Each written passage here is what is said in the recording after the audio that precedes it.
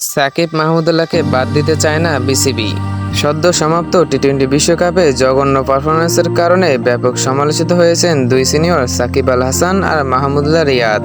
বিশেষ করে আফগানিস্তানের কাছে সুপার 8-এর ম্যাচে এই দুজনের ভূমিকা ছিল বিস্ময়কর। বীরেন্দ্র সেহবাগ তো সাকিবকে অবসর নিতে বলেছিলেন, এত কিছুর পরও তার অবসর নেননি। বিসিবিও তাদের বিপক্ষে কঠোর অবস্থানে যাচ্ছে না। বিসিবি কার্যালয়ে গত মঙ্গলবার অনুষ্ঠিত বোর্ড সভা শেষে সভাপতি নাজমুল হাসান পাপনের কাছে জানতে চাওয়া হয় এই দুই ক্রিকেটারের ভবিষ্যৎ নিয়ে। 2026 টি-20 বিশ্বকাপ পরিকল্পনায় তাদের রাখা হবে কিনা এমন প্রশ্নে নাজমুল যুক্তি দিয়েছেন, এই যে সাকিব, ও তো টি-20 খেলতে যাচ্ছে, ওখানে গিয়ে যদি খেলা শুরু করে দেয় তাহলে কি বাদ দিতে পারবেন নাকি আমি দিব? আমি তো ওকে আরও তাড়াতাড়ি নিয়ে আসবো, যে জলদি আসো। এগুলো পারফরম্যান্সের ওপর নির্ভর করে।